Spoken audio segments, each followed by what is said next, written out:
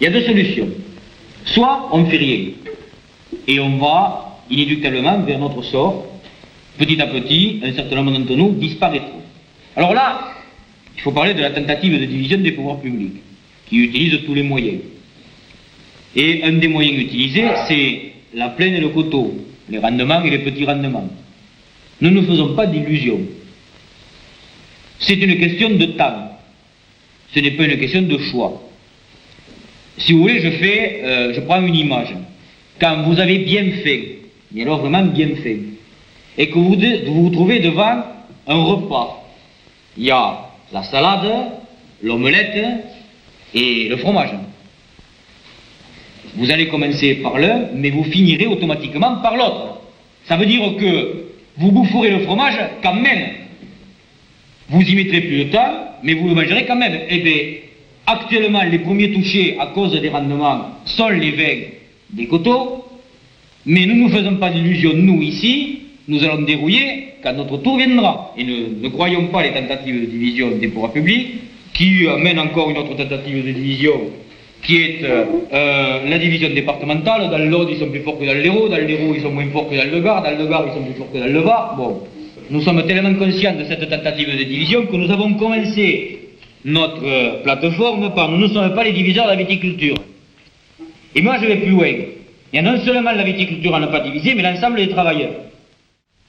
A un hostal de la collina, se venes per treballar, dintre un pou dins la cosina, el que es vendrà per t'explicar, per la fenestra d'Iberto veràs la terra se secar, veràs se buidar les mines, per les fàbriques se clavar, veràs se buidar les mines, per les fàbriques se clavar.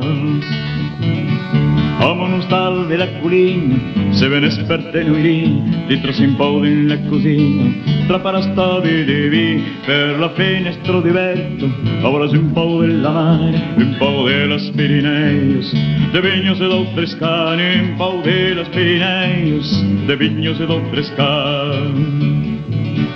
A un hostal de la collina pensaste buscar esta paz, per la vida eres truinos, començaste a escuflar, coneixi pas un lloc mai triste que mas on se treballa pas, que no crevat en piscina, residenció folcloritzat, que no crevat en piscina, residenció folcloritzat. A un hostal de la collina pensaste faire en cultura, predicaires de tots menos, diplomats es revolució, coneixi pas un com mai triste que ni no sent sistemat, nosaltres causirem sen pastre perquè no draio caminar, nosaltres causirem sen pastre perquè no draio caminar. Sea de cops de carabenos, un per les premes del Curvàs, i per s'impone la cosina, i que se meglio de cercar, per la fenestra d'Iberto, ora s'impone un po' de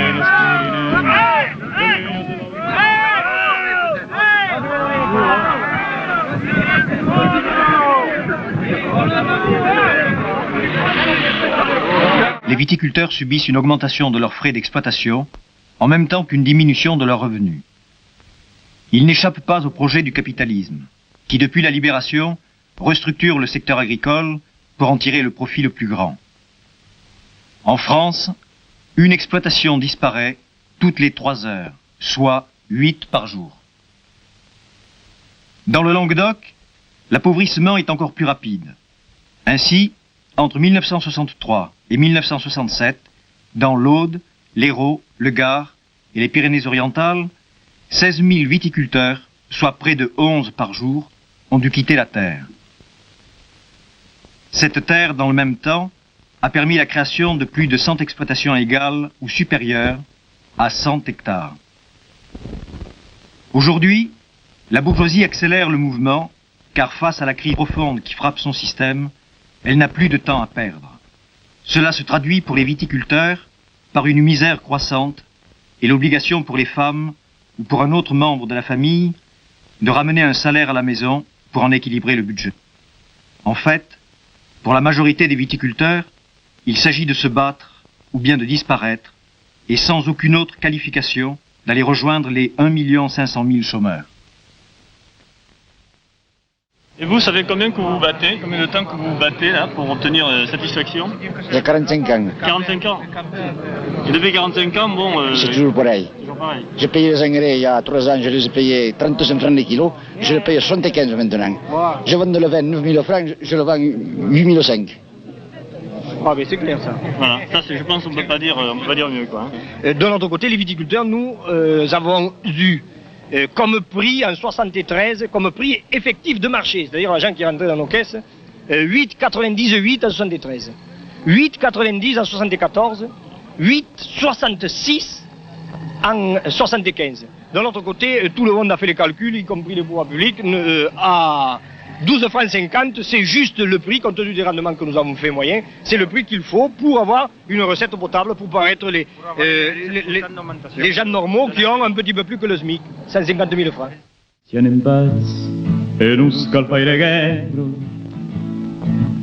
hanno partì a Miacionei, tuttaro vari in lavarero, nostra parena del sove, saben blanc, che si sa otro ruto, marcion luz del menerves, carcases e curbieros tuto, son los comandos de la nuit.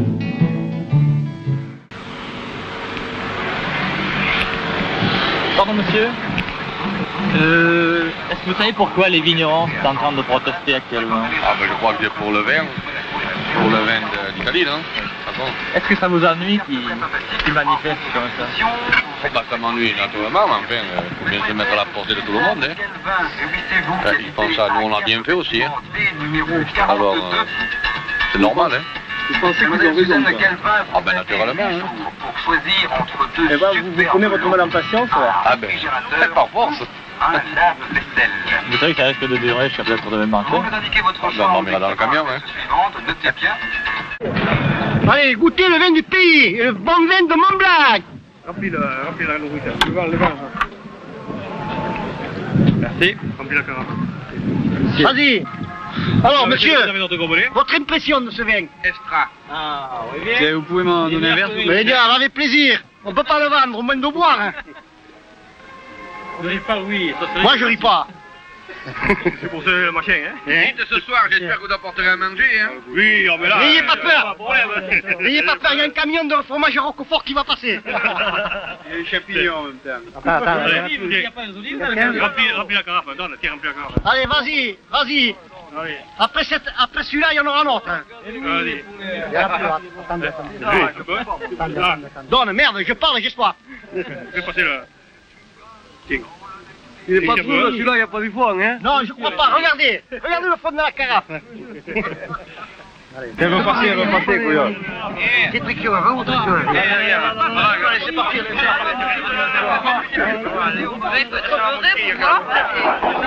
À l'heure actuelle, il y a un quart de serré sur Languedoc. Ils sont pas descendus encore. Tant qu'il n'arrive pas à ce barrage, on ne bouge évidemment pas. Quand ils seront là, prêts à débloquer le barrage, on se recule, on prend les voitures et soit par Mont-Blanc, soit par Servian, on se regroupe derrière eux, aussi près de Clérac. Et on recommence un barrage là. Aujourd'hui, si les barrages se dressent, c'est pour faire pression sur les pouvoirs publics afin que cesse l'énorme trafic qui engraisse les négociants, les importations de vins italiens. Ces vins arrivent principalement par mer et sont déchargés dans le port de Sète, où les négociants ont installé de nombreux bâtiments d'accueil. Ces vins italiens, dont une partie est fabriquée artificiellement, offrent un double profit aux négociants. D'une part, ils coûtent moins cher à l'achat que ceux du Midi, et d'autre part, le gouvernement qui tient à préserver ses engagements européens verse aux importateurs, au titre de montant compensatoire, plusieurs milliards de francs, 8 en 74, pris dans la poche des travailleurs français. Dans le même temps, les vins naturels du Midi, tout le fruit du travail des viticulteurs, restent dans les chais des caves coopératives. Le travail avancé par les viticulteurs n'est pas payé. Pour les plus faibles, c'est l'élimination à coup sûr. Les viticulteurs refusent de signer leur arrêt de mort et disent non aux importations. Bien que le gouvernement français soit un des agents des capitalistes qui organisent le marché commun, il fait semblant de reculer. D'une main, il tente une carotte en proposant des mesures immédiates comme la taxation des vins importés et plus lointaines comme la création de l'office du vin. De l'autre, il agite le bâton et individualise la répression. Dans les villages, les gendarmes, souvent avec le sourire et le gosier en pente, jouent sans faute le rôle qui est le leur, agent de la répression. À Hérépian, ce viticulteur est tombé dans le piège tendu par nos braves gendarmes et leur a signé 2 déclarations contradictoires pour parler de sa participation aux manifestations. Quand une répression s'organise, la police va chercher toujours à isoler les gens, parce que ce qui gêne le plus le pouvoir, c'est l'action de masse. Et pour isoler les gens, la première chose que va utiliser la police, c'est le fait que les gens ignorent ce que sont leurs droits. Aussi, on va essayer d'interroger les gens individuellement et de leur faire dire un peu n'importe quoi, souvent même de les faire mentir, mais qu'importe, une fois qu'ils ont menti, on les tient. On leur fait faire 1 déclaration, 2 déclarations, 3 déclarations, et puis on les tient. Alors ce qu'il faut, c'est connaître ses droits. D'abord, il faut savoir que la police n'a pas absolument tous les droits, et que les gens peuvent parfaitement ne pas répondre à un interrogatoire de police. Non pas à dire des mensonges, mais ne pas répondre du tout. Qu'est-ce que peut faire la police à ce moment-là? Elle peut bien sûr garder à vue les gens pendant 48 heures, mais ça va permettre d'organiser la riposte collective. Et puis ça va permettre surtout de savoir exactement ce que la police a dans son dossier. Aussi, il ne faut pas se laisser piéger, et il faut savoir que quand la police cherche à isoler quelqu'un, le mieux à faire, c'est de préparer collectivement la défense à la répression, et pour cela, de gagner du temps, et surtout, de ne donner aucune indication à la police qui lui permette de s'organiser. Tu nous expliques les raisons pour lesquelles tu penses avoir été emprisonné? Oui, bon, moi je pense que au moment où c'est arrivé, c'était simple à comprendre. Première raison spontanée de la part des pouvoirs publics, je pense, c'est essayer de décapiter la tête de l'aile dure pour que les manifestations retombent dans la tradition et soient beaucoup plus calmes et beaucoup plus traditionnelles. La deuxième raison, qui est une raison politique, c'est que depuis le début des manifestations, nous dénonçons, et nous sommes pratiquement les seuls à dénoncer, nous avons été surtout les premiers à dénoncer les ennemis de la viticulture, c'est-à-dire les négociants, essentiellement, bon, évidemment, les pouvoirs publics qui sont les complices des négociants, parce que les négociants se cachent derrière les lois des pouvoirs publics pour pouvoir mieux nous étriper. Ces 2 raisons suffisent largement à expliquer, je pense, mon entournement. Maintenant, je crois qu'ils se sont trompés, parce que, vu la réaction des gens et vu la mobilisation qui a déclenché mon emprisonnement, c'est ce que nous disons qui a l'air d'être compris par les viticulteurs, et c'est les viticulteurs qui ont l'air de poser les mêmes problèmes que nous, alors que si on avait dit des choses qui étaient complètement farfelues, bon, on m'aurait laissé en tôle.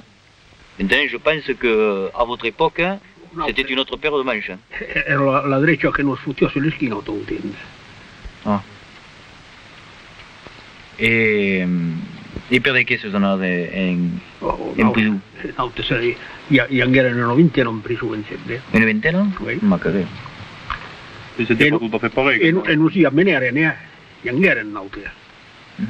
E perché Bautre I senators per entrare alla libertà di travaglio e sua disande de matracace che non aveva mai tentato con mai. Solamente io che fai su cace su esempi. La repressione era mai duro che maintenant. La repressione aveva palo era la tolo che io fai da qui. Il y avait 24 jours, de 3 jours, de toute qualité. Et vous, combien vous avez fait? Moi, 15 jours. 15 jours? Oui. D'une seule fois. 15 jours et une fois. Oui. 15 jours et d'un seul coup. Et il y en avait de 6 mois. Qu'est-ce qu'ils avaient fait de plus que depuis 6 mois? Oh, che la soi-disant che aveva occupato il succo. Non sai cosa era. Il succo dei proprietari? Oui. Allora, il braio, sai poi, era in tolo in quel momento, allora potevi pas dire ciò che facevo. E perché manifestavo? Manifestavo per guadagnare un po' mai, perché non donavo dei salari e parlare di tutto. Et comment c'est passé à Baco? E beh, ne c'è uno in 11, ma pensa che è in 12 allora. In 12? In 12, allora c'è lo CUD dei proprietari. Che dicono se vuole spazio accettare so che molto un anno e via pesca di mura gustal e di mure. Et combien de temps ça a duré? 4 mois. En 4 mois, et comment vous avez vécu pendant ces 4 mois? Et on a vécu comme on a pu. Il n'y avait pas de l'extérieur, il y avait... Ils avaient fait la soupe populaire, mais nous on n'y a jamais été à ma maison. Abbiamo tuato il porc. Et vous avez vécu là-dessus? E abbiamo vissuto a maison qu'avia. Et à Bios, à quel jardin?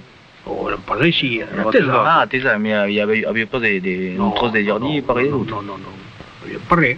Pareil, tout. Et d'ailleurs, le patron, s'en avait un jardin, il ne tolérait pas. Tout vigneron est une bourse plate. Tout paysan n'est plus qu'un ventre creux. Ce n'est plus de la gêne, c'est de l'extrême misère. C'est ainsi qu'en 1907 se résume la situation de tout un pays, l'Occitanie. Contre son étranglement, le peuple se lève en masse avec de justes aspirations. Lutter contre le pouvoir central de Paris, qui ne sert que les intérêts des capitalistes betteraviers du Nord, en criant « à bas le vin de betterave ». Les soldats du 17e de ligne refusent de tirer sur leurs frères et amis et mettent crosse en l'air. C'est la jonction historique, ouvriers, paysans, soldats. Mais une direction corporatiste trahira le mouvement. Seules les revendications des patrons seront respectées. La Confédération générale des vignerons, qui se crée au lendemain de 1907, se dote d'un système de représentation antidémocratique. Les adhérents bénéficient, lors des prises de décision, d'un nombre de voix proportionnel au nombre d'hectos qu'ils produisent. Un petit viticulteur aura une voix. Un gros pourra en avoir jusqu'à 10. Même les négociants peuvent voter. Pour les travailleurs, 1907, c'est la lutte contre un pouvoir de type colonial, la lutte contre l'appauvrissement d'une région, la lutte contre l'exode, la lutte pour le pain. Les événements de 1907 sont encore présents dans la mémoire des viticulteurs. Ce qui explique l'acharnement de la bourgeoisie à falsifier cette période de l'histoire de l'Occitanie, comme elle l'a fait avec le feuilleton télévisé « Ces grappes de ma vigne ». Ce feuilleton, enfin, du moins le dernier épisode, ne nous apprend rien par rapport à la situation d'aujourd'hui, quoi, en viticulture. Non, on ressent, on a une impression de petitesse, alors que ce qu'on en sait, ce qu'on en a lu, les manifestations avaient été beaucoup plus violentes que ça. Alors qu'on a vu très peu de gens là, dans le dernier épisode, très peu de manifestants. On n'entend pratiquement pas de bruit. On voit 4 hussards qui coulent dans une rue, et il me semble que c'est pas ça, c'est pas tout à fait... Ça, il fallait pas du tout montrer une mobilisation de masse, quoi. Il fallait, et pourtant c'était ce qu'il y avait. En Narbonne, ils étaient quand même très nombreux quand ils ont manifesté. Et là... Quel âge vous aviez en 7? 14. 14 ans? Oui. Et quel souvenir vous en avez? J'étais jeune et je m'en foutais pas mal. Mais enfin, il y avait quand même, vous entendiez parler, votre père devait avoir une position. Diable. Oh, mon père, lui, il n'était pas illettré, mais presque. Mais ça n'y fait rien, il avait des idées qui n'étaient pas comme tout le monde. Il ne voulait pas y aller, lui, parce qu'il disait que c'était une manœuvre qu'il y avait les fraudeurs qui étaient en tête. Ouais. Et alors ça n'y allait pas. Et justement, il avait une luzerne à couper. Et le patron lui a dit, vous n'allez pas à Béziers seulement. Et alors mon père lui a dit, où à Béziers, il vous passe. Parce qu'il faut que je coupe une luzerne. Et bien il lui a dit, vous irez demain si vous voulez la couper. Alors nous y sommes allés, mais c'était là-haut à l'hôpital.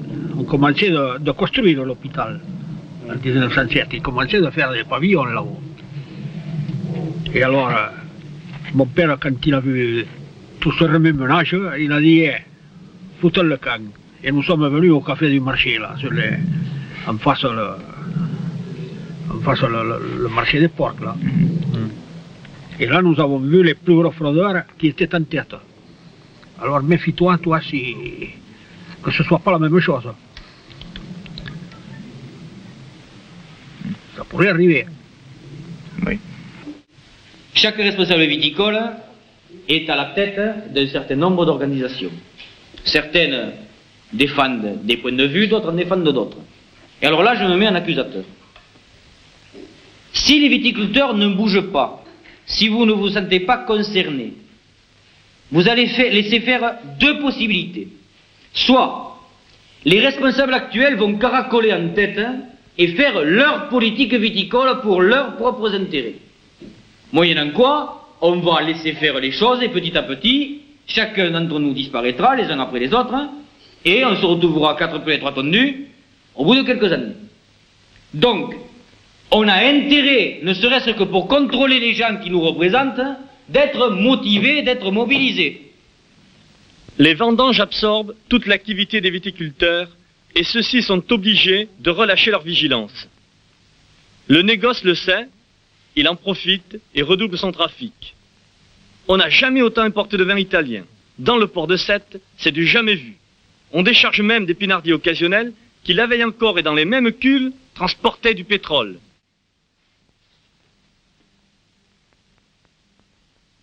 À la fin des vendanges, les cuves sont pleines à craquer. Les cours sont toujours aussi bas. Les importateurs continuent à bafouer les viticulteurs du Midi et poursuivent en toute impunité leur ruée vers l'or rouge italien. Le 21 octobre, dans le Biterrois, des viticulteurs déclenchent la riposte contre leur ennemi principal, les négociants.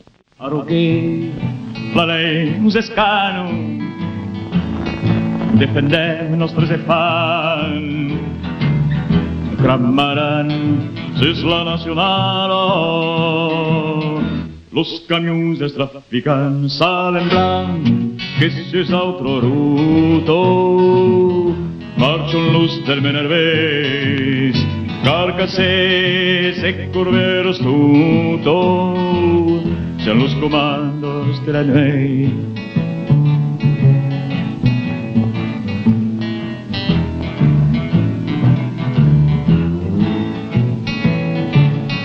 Ave en paz, aquest port del Tigre, la nada del 1907. Nos fotem como de una figa de las amenazas de Chirac, salen blanc, que se es otro ruto, marchan los del Menervés. Peu de temps après, des viticulteurs, tout en restant partie prenante du comité régional d'action viticole, créent un syndicat, le MIVOC, Mouvement d'intervention des viticulteurs occitans. On a trop tendance à confondre les gens qui appartiennent au MIVOC avec une bande de farfelus, le couteau entre les dents, vouloir tout briser sur leur passage. Nous condamnons l'activisme et le poujadisme. L'activisme et le poujadisme desservent la cause viticole. On considère comme des patrons, comme des chefs d'entreprise, des mecs qui brassent, qui passent les gens, et bon, etc. Nous, on se considère que ce statut, on ne l'a pas. Nous ne sommes pas des chefs d'entreprise, nous sommes des travailleurs. Parce qu'on n'a pas vocation, fait notre boulot, c'est pas de commander à des types, c'est pas de gérer, d'en acheter 4 kilos d'engrais ou 3 kilos de sulfate. Hein. Notre boulot, c'est de bosser un certain nombre d'heures par jour, de fabriquer du vin, nous sommes les gens qui fabriquent du vin, et de vivre de ça. Le chef mec de la SNCF, on ne lui demande pas de gérer, d'acheter sa machine et de gérer sa machine. Nous, on devrait à la limite nous filer de la terre pour qu'on puisse travailler. La crise du Midi viticole ne tombe pas du ciel. Elle s'insère dans la crise d'ensemble du monde capitaliste. Les luttes des peuples du tiers-monde s'opposent de plus en plus au pillage que leur font subir les pays impérialistes comme les États-Unis, la Russie. Dans ce concert, les bourgeoisies européennes ne veulent pas voir diminuer leur taux de profit. Elles tentent de reprendre chez elles ce qu'elles perdent dans les pays où leur domination s'effrite. En France, cela se traduit par la fermeture d'ateliers de certains secteurs industriels où le taux de rentabilité est trop faible, chaussures, textiles, appareils ménagers, montres, c'est le chômage. Pour la paysannerie, c'est la même chose. Il faut restructurer l'appareil de production. Pour y parvenir, il est indispensable d'endormir avant d'opérer. Chez nous, Giscard utilise pour l'anesthésie la qualité de la vie, la qualité des produits. Quant aux viticulteurs du Midi, il s'agit de les convaincre qu'il y a trop de vin en Europe et qu'il faut arracher des vignes, mais n'arracher que des vignes médiocres. La campagne contre le soi-disant mauvais vin du Midi désigne déjà comme telle les vignes du Languedoc-Roussillon. Et nous nous trouvons, réfléchissez 5 minutes, vous avez certainement vécu ça autrement que ce que j'ai pu le vivre, nous nous trouvons exactement dans la situation des mineurs de Decazeville en 1960 et 1962, où on a décidé par un coup de baguette magique, enfin pour des intérêts de l'État, de fermer des mines qui étaient rentables, et on les a fermées, et où nous actuellement on a décidé pour des intérêts de l'État de fermer la viticulture, et on la fermera à une condition, c'est que nous ne laissions pas faire. Et quand nous disons qu'on est en train de transformer notre pays en bronze de cul de l'Europe, on fait ce qu'on disait. Je le savais personnellement d'autant plus qu'en 1969 ou 70, j'ai eu l'occasion de rencontrer M. Manciol, qui était le grand patron à l'époque de l'Europe verte, et qui m'a dit: Monsieur, votre région doit devenir la cour de récréation de l'Europe. Je cite. C'est clair. Ça veut dire que nous ne rapportons plus assez au niveau des grands intérêts financiers. Il y a une autre spéculation qui est la spéculation touristique qui rapportera davantage et qui rapporte davantage, moyennant qu'on nous vide pour faire place à la spéculation touristique. Et la Commission de Bruxelles a soumis au Conseil des communautés européennes un projet d'arrachage de 120 000 hectares dans des zones déterminées et choisies par les technocrates du marché commun. Des vignes vont donc disparaître pour laisser la place à des terrains de camping. Quant aux vignes qui resteront, elles subiront le sort que leur réserve le programme de Bruxelles. Une restructuration dans le cadre de plans de développement totalement encadrés par le crédit agricole. Au nom de la soi-disant qualité, les vignes actuelles seront arrachées et remplacées par des cépages au rendement plus élevé. L'espacement entre les ceps sera doublé afin de laisser le champ libre aux grosses machines que le capital industriel a besoin de vendre.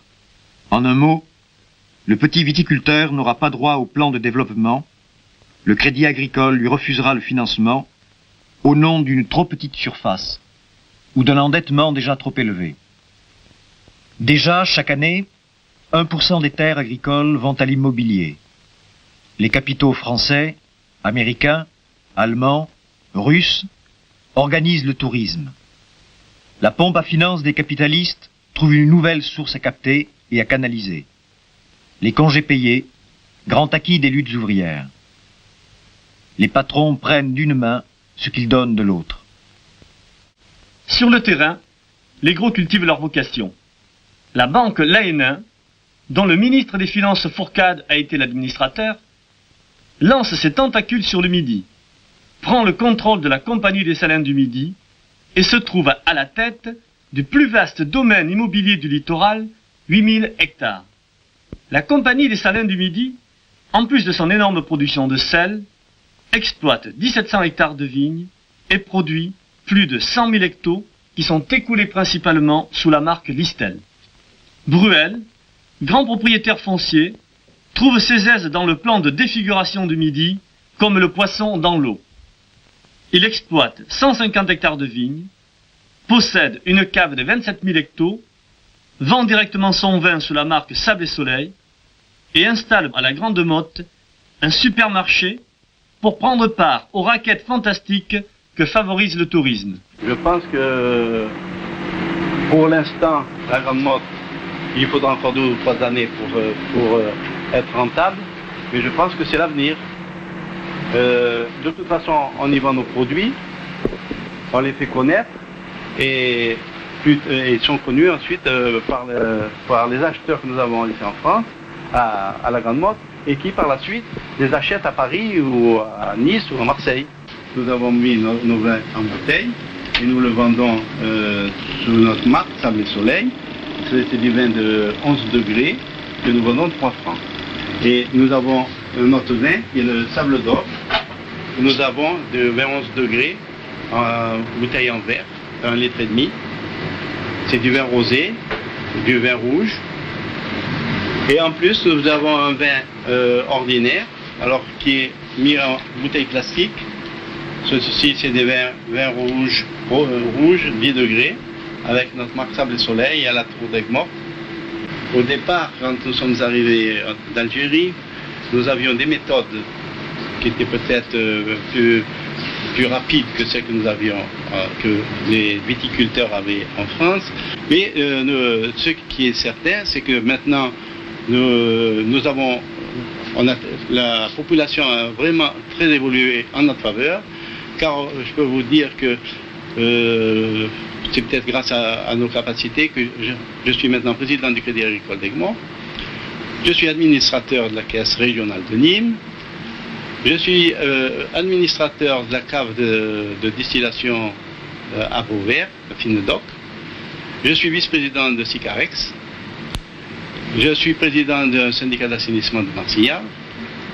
Je ne vous parle pas du sport, parce que même du sport on s'en occupe, on l'a fait évoluer. Mais c'est surtout, je crois, notre dynamisme, mes enfants, ma femme et moi, qui ont amené la population à nous aimer maintenant et à nous adopter, même dans certaines coopératives. Donc je suis vice-président aussi à la coopérative des Sablons. Madame Lannelux Sanson touche à tout ce qui touche au vin. Oui, j'ai l'impression que je touche un petit peu à tout ce qui touche le vin. J'ai une distillerie qui est très importante, surtout cette année où nous avons eu à distiller beaucoup de vin. J'ai une affaire de Tartre dont vous voyez dériver du vin, et enfin une affaire de transport de vin. Je m'occupe pour le compte de ma famille de 4 propriétés qui sont situées entre Béziers et Pézenas. Première bachellerie, 72 hectares de coteaux, 4 km de Béziers. Ensuite Clérac, il y a 300 hectares de terre. Puis la Roque, 110 hectares. Et enfin, la propriété où nous sommes, Castelnau-de-Guerre, à côté de Pézenas. 115 hectares. C'est-à-dire l'exploitation telle que nous la possédons nous-mêmes est à l'heure actuelle de 115 hectares, et c'est là où on trouve le plein emploi des tracteurs, et forcément où le prix de revient est le meilleur marché à l'hectare. Nous tournons, à l'heure actuelle, cette propriété à 8 tracteurs, qui nous permettent justement de faire tous les travaux, de ne pas changer l'outillage. Chaque tracteur a un outillage bien déterminé, et qui nous permet une rapidité d'exécution dans tous nos travaux, de quelque nature que ce soit. Et il se trouve que, par des circonstances familiales, je me suis trouvée être nommée présidente du mouvement France-Canada. À la suite de cette nomination, j'ai obtenu que l'évêque de Montpellier, Monseigneur Tourelle, vienne dire une messe à Saint-Nazaire, messe qui sera télévisée d'ailleurs. N'est-ce pas, Bayot? Vous n'êtes pas de cet avis? Bayot, je vous parle, vous devriez être un peu dans le champ. Vous pouvez rentrer, rentrez dans le champ, Bayot. Avancez, monsieur. Rentrez dans le champ, Bayot. Au contraire, c'est grâce Pour en revenir à ce que vous disiez, monsieur Willem, il est certain que j'ai beaucoup de dynamisme. Mais ça ne suffit pas. Il faut avoir un bras qui exécute. Eh bien, ce bras, c'est Bayot. Sans lui, je n'aurais jamais pu faire ce que j'ai fait. Mais Bayot tout seul, sans moi, s'il avait eu quelqu'un de rétrograde à ses côtés, il n'aurait jamais pu, évidemment, arriver à un pareil résultat. Ce qui prouve que c'est toujours la collaboration qui donne les meilleurs résultats. N'est-ce pas, Bayot? Je crois que justement, une petite exploitation a des difficultés de travail identiques aux nôtres, parce qu'elle se heurte justement à cette impossibilité d'avoir plusieurs tracteurs, et par conséquent d'être obligée de changer d'outillage à chaque fois qu'elle fait un travail différent, alors que nous, ce n'est pas le cas. Chaque tracteur, un est occupé au sulfatage, l'autre est occupé au labour, l'autre passe le rotovator, et c'est une grande facilité de travail qu'une petite exploitation ne peut pas réaliser. Monsieur Willem, qui est un ami très indulgent, m'avait dit que si un certain nombre de propriétaires avaient le même dynamisme que moi, la crise viticole serait peut-être moins aiguë. Quand je suis arrivé sur l'exploitation, on m'a parlé de formation, de technicité, et je me suis lancé dans le syndicalisme jeune où j'ai eu pas mal de responsabilités. Disons que, comme on me l'a dit, je me suis formé, j'ai quand même fait pas mal de stages de session de formation, et techniquement, bon, j'ai essayé de me mettre au goût du jour, c'est-à-dire à ce qu'on nous disait. Et puis en définitive, je m'aperçois que quand j'arrive à 40 ans, après 15 ans d'efforts, je me retrouve devant des vins italiens à 8 francs le degré. Et pour moi, disons, jeune qui essayait de me former et qui essayait de participer à cette formation ou à cette technique qu'on nous a imposée, je suis une des premières victimes. Et il faut le tailler comme en y faisant attention. Toi, quand tu arrives à une souche, et tu regardes, tu comptes les coups. Hein? Parce que bon, comme cette année il a fait sec par exemple, si le serment est plus petit que le coup, bon, tu en laisses moins. Mais le vieux il appelait l'or. C'est celui qui vous sauve la vigne. Sans ça, la vigne meurt et alors vous perdez tout. Et à ce moment-là, la vigne elle vaut de l'or. Et le mot de l'or vient de ce bourgeon qui vous sauve la vigne. Pour mieux faire passer la politique gouvernementale, la presse, la radio, la télévision ne cessent de répandre des mensonges contre la viticulture et ça marche. On accuse les viticulteurs de faire pisser la vigne et de provoquer la surproduction. On les accuse de faire de la vraie piquette. La lutte des viticulteurs rétablit la vérité. Ils ne font pas pisser leur vigne.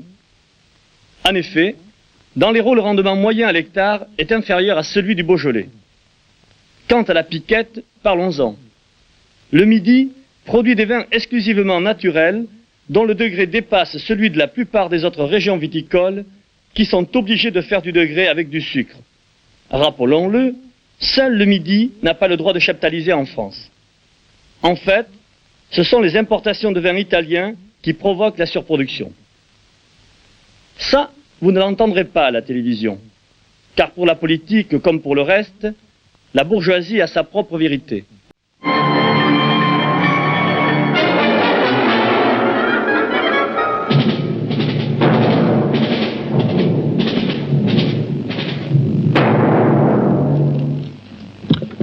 Madame, mademoiselle, monsieur, bonsoir. Plusieurs de mes collègues ont dit que ce règlement vitivinicole, que ces mesures immédiates ne devaient pas se décider ici, sous l'empire de la violence qui se faisait jour en France. Je le répète, les manifestations, oui, et je m'en félicite, car elles aident le ministre, et elles sont la manifestation que nous vivons dans un pays libre. Les violences ne peuvent que nuire à la cause des viticulteurs qui nous tient tant à cœur, à M. Méhaignerie, à l'ensemble du gouvernement et à moi-même. La gamme des motoculteurs sous l'eau a été conçue pour les utilisateurs exigeants.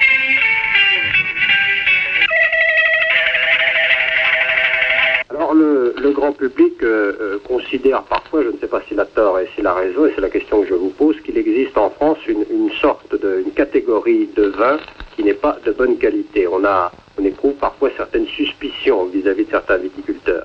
Alors là, c'est vraiment catastrophique au niveau de notre région et tout à fait mensonger, puisque quand on entend dans les radios périphériques qu'il faut des vins italiens pour faire passer des vins français, nous entendions ce raisonnement il y a 15 ans, à l'époque on faisait rentrer les vins d'Algérie, et on entendra demain, au niveau des vins espagnols, ce que les jamais d'Espagne rentrent aussi dans le marché commun.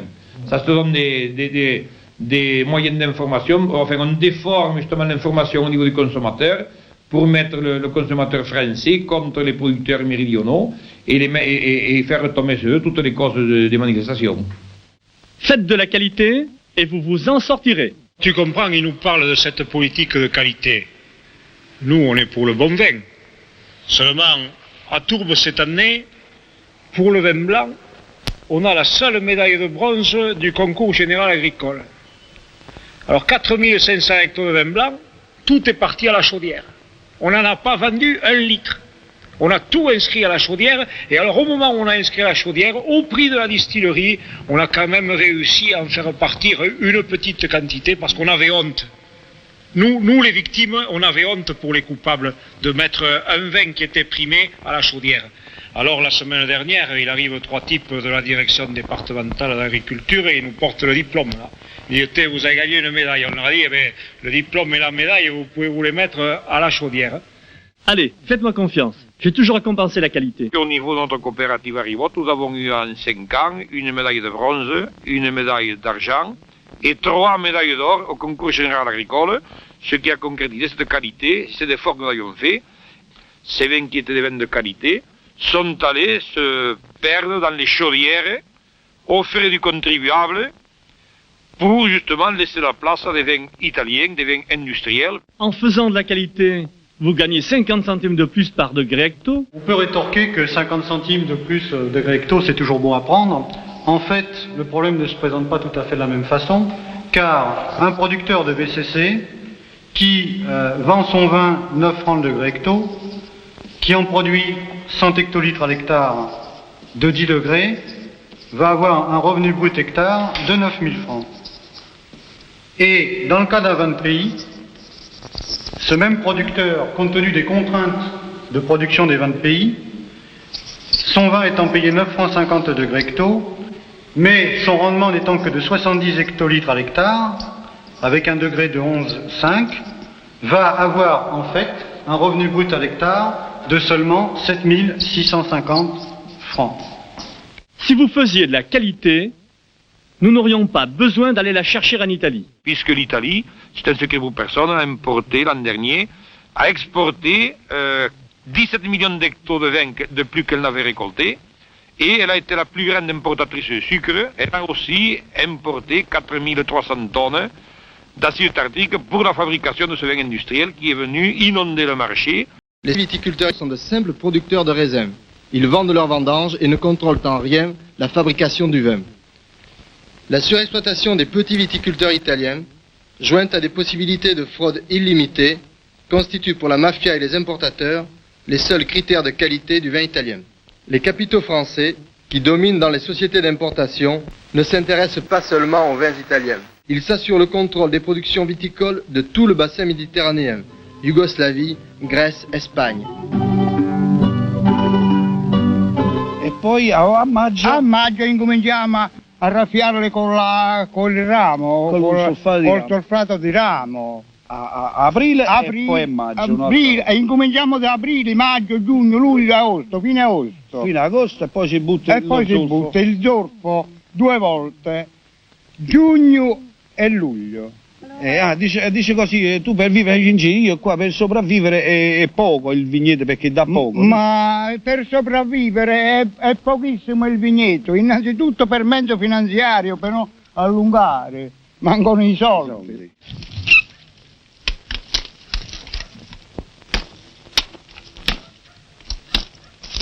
Che con lui si guadagna poco, e allora se mi danno dei piselli, 2 patate, si riesce a campare di più, è meglio. Con lui si prende poco soldi, cioè le spese.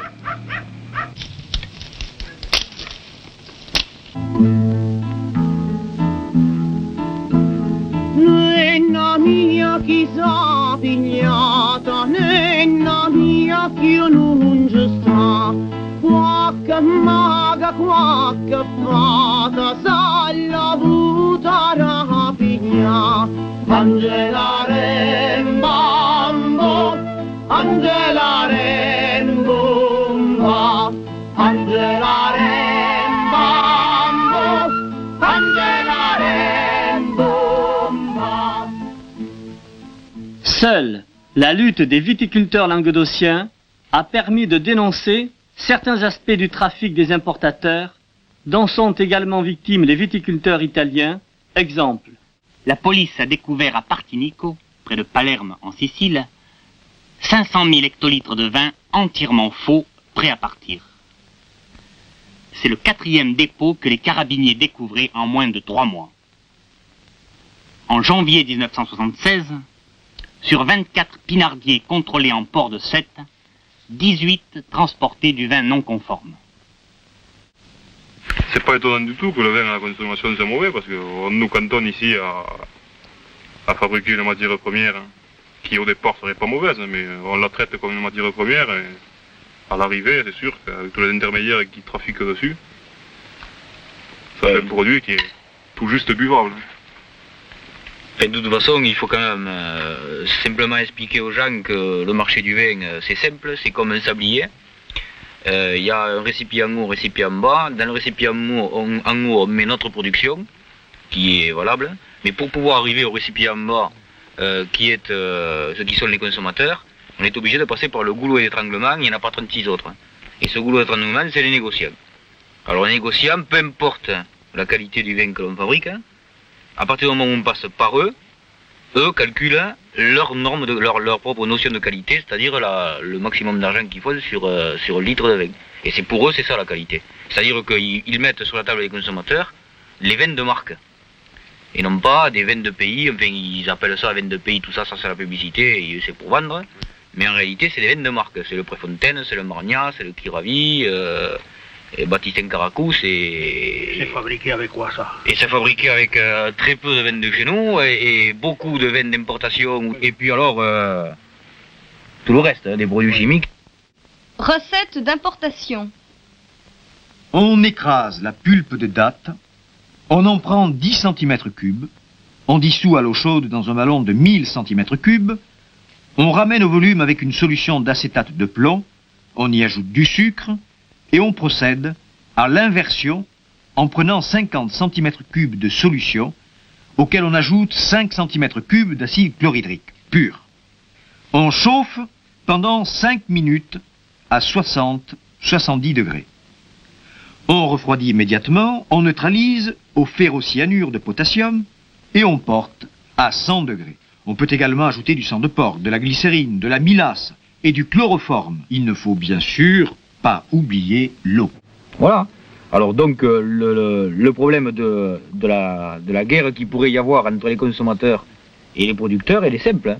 Il suffit de demander des explications les uns et les autres aux négociants. Finalement, le pouvoir semble tout à fait content de permettre simplement à 12 maisons en France de monopoliser le trafic, disons les importations de vin d'Italie. 12 maisons en France représentent 80% du trafic des importations globales d'Italie. Parmi ces 12 sociétés, l'une d'elles se taille la part du lion. C'est la Société des vins de France qui, après avoir absorbé Grappe, Préfontaine, Postillon, Margna, Gévéor, vient de prendre 18% des actions de Nicolas. La Société des vins de France, elle-même, n'est que la branche vin du Grand Trust des boissons et alcools, Cusenier, Dubonnet, Saint-Zano, contrôlée par la Banque d'Indochine, liée au groupe Schneider. Tout s'éclaire lorsque l'on sait qu'Anémone Giscard d'Estaing est la petite fille de Schneider, que Paul Crémieux, grand patron de la SVF, a les meilleures relations avec Poniatowski, et que M. Marc Henrion, PDG de Préfontaine, est aussi le beau-frère de Valéry Giscard d'Estaing. Ces mariages prouvent que les viticulteurs ont raison lorsqu'ils disent qu'on se fout d'eux. Chirac et Bonnet ne les défendent pas à Bruxelles. Ces hommes politiques défendent les intérêts de leur classe, la bourgeoisie, dont fait partie une minorité de viticulteurs déjà favorables à la restructuration, comme l'est Bruel. Nous avons dans notre exploitation fait un champ d'expérimentation avec 50 variétés de plants qui viennent de l'INRA et de Sicarex pour pouvoir faire essayer de trouver des cépages meilleurs que nous avons jusqu'à maintenant. J'avais prévu la mécanisation de mes vignes en faisant des rangs qui dépassent bien souvent 1 km de long. Et j'avais, pour cette cause, j'avais tout nivelé et supprimé toutes les petites robines qui existaient. Les parcelles faisaient en gros un demi-hectare à peine, parce que là, elles dépassent 40-50 hectares, une seule parcelle. Et naturellement, maintenant que nous avons la machine à vendanger, depuis cette année, la 5e année, nous sommes arrivés au résultat que nous voulions et on peut vendanger facilement sans inconvénient et puis au moment où c'est mieux. On arrive grâce au brevet de mon fils à tourner jusqu'à 7 à l'heure et sans écraser le grain et avoir une qualité parfaite. Et on est arrivé même en vendangeant la machine de gagner 1 degré par rapport à la vinification manuelle. C'est-à-dire qu'avec la main, bien souvent, l'ouvrier qui ramasse le grain écrase sa grappe et à ce moment-là, c'est les premiers jus qui tombent qui est le plus sucré. face à l'offensive de ce beau monde, de quelles armes disposent les viticulteurs?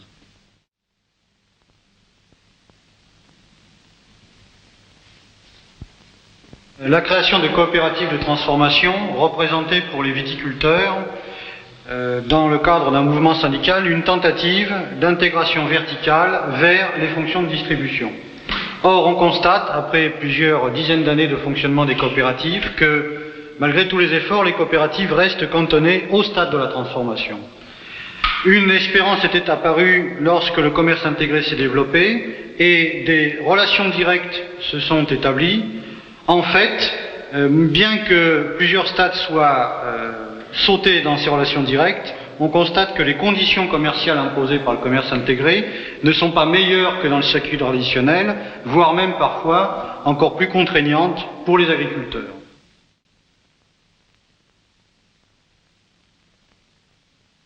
Ne me satisfait qu'à moitié, moi, l'office du vin. Parce que là aussi, la position que l'on peut avoir, c'est oui à l'office parce que dans l'immédiat, bon, on ne peut pas faire autrement, mais attention, l'office ne réglera pas tout. Il suffit de prendre l'office de la viande, où les mecs continuent à subir les conséquences des importations de viande de l'Argentine. Bon. Ensuite, toujours dans le même cadre de l'optique que nous défendons, il faut commencer à parler de salaire. Et non pas de revenus en fonction du pinard. Sur le litre de vin, que vous payez 2,30 francs à la consommation, 43 centimes vont à l'État, 97 centimes vont au négoce, 11 centimes aux coopératives et 79 centimes aux producteurs qui doivent payer avec ça, 40 centimes pour les frais de plantation, de taille et de vendange, 25 centimes pour rembourser ses emprunts au crédit agricole, 10 centimes pour les traitements de la vigne et les engrais. Avec les 4 centimes qui lui restent, s'il arrive à les garder, le viticulteur doit payer son travail, souvent celui de sa femme et de ses enfants. Pour un viticulteur qui produit 800 hectos par exemple, il devra faire vivre sa famille avec 7200 francs par an, soit 600 francs par mois. On est simplement coincé dans une situation économique où tu as un type qui, quand il te vend quelque chose, te demande le pognon tout de suite ou très rapidement, et si tu le payes pas, tu payeras des intérêts, et tu vends quelque chose à un mec qui lui te paye pas. Et si tu veux continuer à vivre, tu es obligé de crédit agricole de redemander des intérêts. Tu payes les intérêts d'un côté, tu payes les intérêts de l'autre. Ça veut dire actuellement, on est la vache à lait d'un certain nombre de gens. Ce sont des gens qui sont, et là, bon, j'extrapole un peu, à la limite, qui sont nos patrons, si on voulait se comparer au monde ouvrier. Nous sommes tous des travailleurs à domicile, mais seulement avec la différence que nous payons la machine. Nous travaillons pour avoir un salaire, pour avoir quelque chose pour nos loisirs, pour manger, pour nous habiller. Les viticulteurs en ont assez de travailler pour rien. Ils veulent vivre et réclament un salaire. Pour y parvenir et lutter contre leur élimination, le MIVOC avance les premiers éléments d'une solution. Le vignoble serait divisé en régions d'unité économique en fonction des différentes conditions d'exploitation. Dans chacune de ces régions serait déterminée une surface et une production de référence correspondant au travail d'un viticulteur 8 heures par jour. Compte tenu du rendement à l'hectare de cette surface de référence, le prix du vin sera calculé de manière à assurer au viticulteur un revenu qui lui garantisse un authentique salaire, une fois déduits les frais d'exploitation et l'amortissement du capital pour renouveler la terre. Ce salaire, calculé sur les bases du SMIC, sera discuté tous les ans avec les représentants du négoce, comme le font les ouvriers avec le patronat. Les quantités produites au-delà de la production de référence seront soumises aux aléas du marché et n'auront comme garantie que le prix mondial du vin. Pour faire mieux connaître ces propositions et expliquer leur situation, les viticulteurs développent les ventes de vin. La vente directe de vin est surtout pour venir discuter avec des gens et pour expliquer notre problème et pour écouter les problèmes qu'ils ont. C'est surtout ça qui est l'objectif principal. Bon, évidemment, ça permet aux gens d'acheter du vin à moins cher. Ça ne sortira pas. Les agriculteurs estiment qu'ils doivent, comment dirais-je, avoir de quoi vivre en travaillant, comme tout le monde. Ils vivent en travaillant. Parce qu'enfin, j'estime que quand c'est passé par les uns et par les autres, finalement, c'est le consommateur qui paie les frais. Je veux soutenir les viticulteurs, puis ça me fait plaisir de goûter du vin de Béziers. Très bien, merci.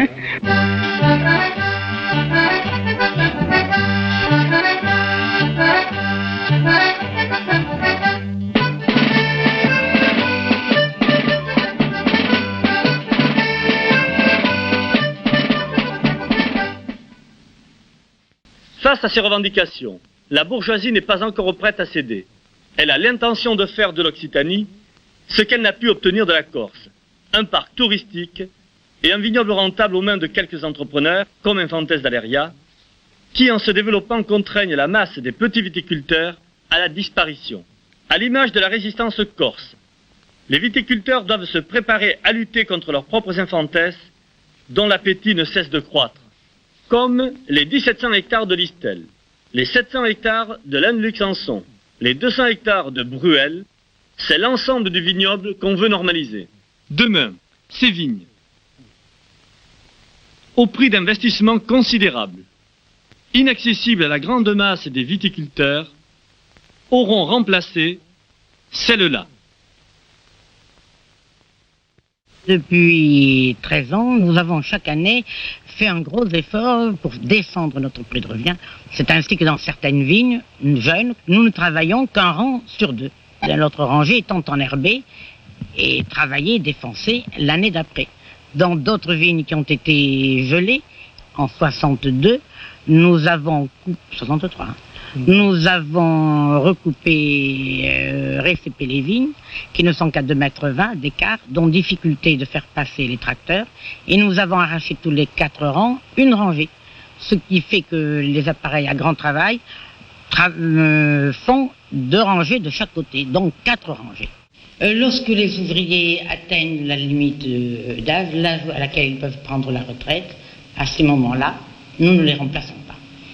Et grâce à l'industrie, je ne vois pas notre terme, de notre régisseur, M. Bayot, on peut arriver à remplacer cette main-d'œuvre par un emploi, je trouve pas le terme. De machine. Oui, mais un emploi de mécanisation très poussé. Oui, une mécanisation très poussée, avec des machines de plus en plus puissantes, de plus en plus perfectionnées, qui se fera par le développement de la surface des parcelles et par conséquent par la suppression des petits et moyens viticulteurs.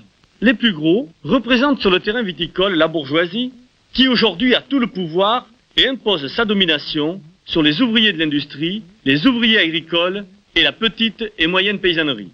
Elle leur impose l'exploitation, réprime systématiquement leurs aspirations, leur interdit de s'exprimer.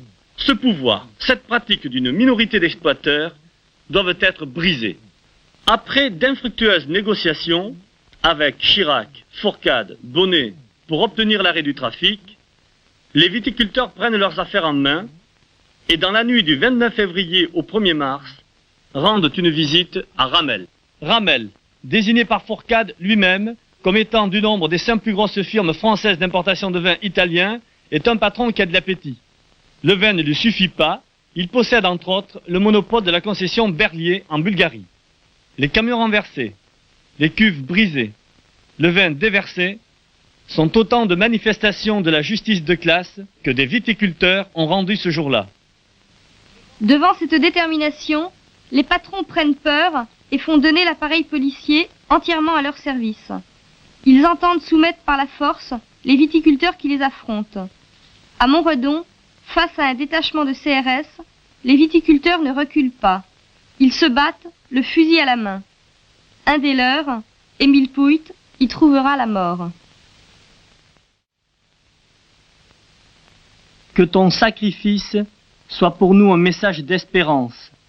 Une espérance qui nous donnera le courage de continuer avec plus de fermeté et de détermination encore la lutte que nous avons engagée ensemble pour que vive ce pays pour lequel tu es mort. La trêve sera de courte durée. Le 28 avril, les opérations de contrôle reprennent. 10 000 hectolitres de vin sont vidés à la maison Guibal. Les ventes de vin reprennent. Plus que jamais, les viticulteurs doivent populariser leur point de vue, renforcer les liens avec les autres travailleurs, soutenir les ouvriers en lutte.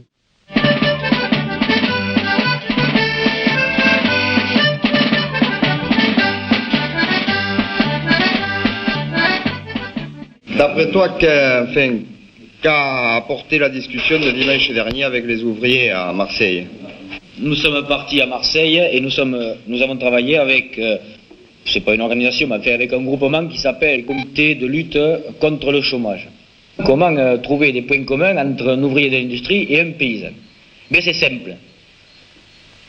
Si la situation économique continue comme elle est, on va tourner de moins en moins bien et on va plier boutique. On ne veut pas être licencié de la vigne. Ils ne veulent pas être licenciés de leur usine. Nous ne voulons pas payer les pots cassés d'une politique économique aberrante, qui nous fait fabriquer du vin pour le distiller, qui fait fabriquer des pommes pour les détruire, et etc. Donc, un des points communs à travers une discussion, ça a été non au licenciement, et je crois que c'est un slogan à la limite que l'on peut reprendre nous aussi, parce que si on continue comme ça, c'est carrément du licenciement. Bon, je prends l'exemple de ton coin, où vous avez des rendements très faibles, vous n'êtes même pas reconnu en appellation, vous êtes en train de disparaître les uns après les autres à la vitesse grand V. Vous êtes licencié, vous allez vous retrouver en tant que chômeur. C'est la voie normale d'ouvrier et en tant que chômeur au centre de chômage. Mais vous allez rencontrer un autre type qui sera un ouvrier. Mais à ce moment-là, vous ne serez plus ni paysan ni ouvrier, vous serez deux chômeurs. Mais encore, vous serez pareil. Donc la liaison, faisons-la avant d'être chômeur. Il est certain que de plus en plus, actuellement, le pouvoir cède de moins en moins et dans des luttes dispersées. Les patrons ont quitté l'entreprise. L'un d'entre eux a même kidnappé du matériel. Et nous avons également découvert dans cette entreprise une importante imprimerie de presse qui servait à des besoins politiques, notamment pour les SAC, les CDR, l'UDR, l'UJP, sur les fonds de l'entreprise. Nous comptons que cette information soit largement diffusée pour montrer que les patrons et les pouvoirs sont intimement liés, sont la main dans la main. Alors les travailleurs dans l'entreprise ont décidé d'occuper les locaux jour et nuit, de fabriquer, de vendre leurs produits. C'est pour ça qu'ils sont venus aujourd'hui proposer aux viticulteurs le matériel qu'ils fabriquent, à savoir des chargeurs de batteries, des postes de soudure, des diables, etc., etc., et proposer aux viticulteurs leurs produits, et également manifester par là la solidarité qu'ils ont envers la viticulture en difficulté. Ça y est ? Allez, vas-y.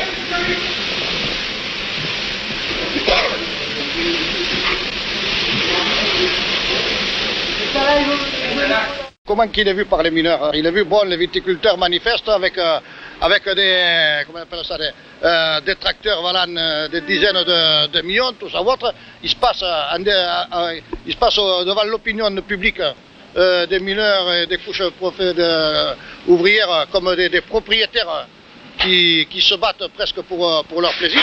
Ils passent pour des riches, alors qu'effectivement, la plupart au crédit agricole sont endettés ou en difficulté énorme.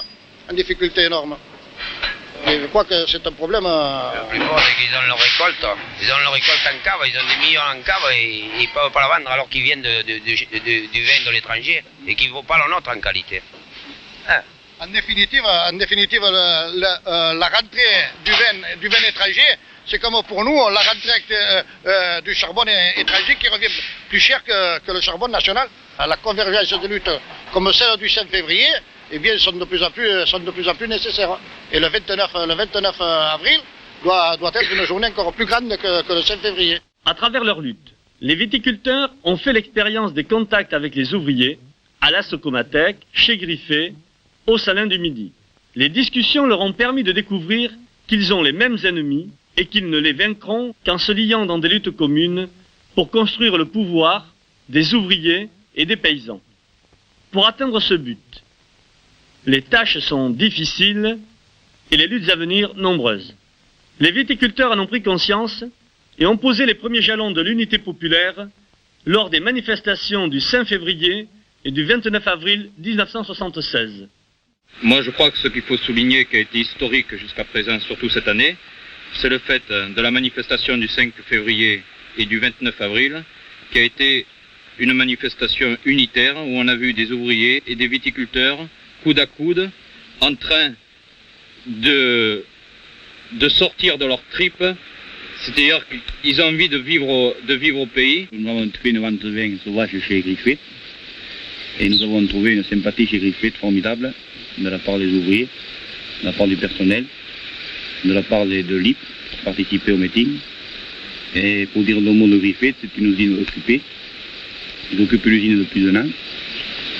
Ces gens-là ont l'espoir que l'usine reprenne. Ils ont 40 grues de commandées.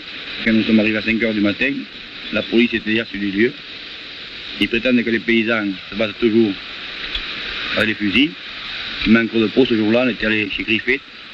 Nous étions allés pas avec des fusils, mais avec du vin et des pommes. Vengo da Zelusche travaglio, in giù se prenono per la mano, de seguire che il lavorasco, che con de tut no risirà e la tenden, si sotro ruto, marco luz del menerves, carca se corviero stuto, se los comandos de la nuit, vengo da Zelusche travaglio, in giù se prenono per la mano, de seguire che il lavorasco, che con de tut no risirà e la tenden, si sotro ruto, marco luz del menerves, carca se corriero stuto, se los comandos de la nuit, carca se corriero stuto, se los comandos de la nuit.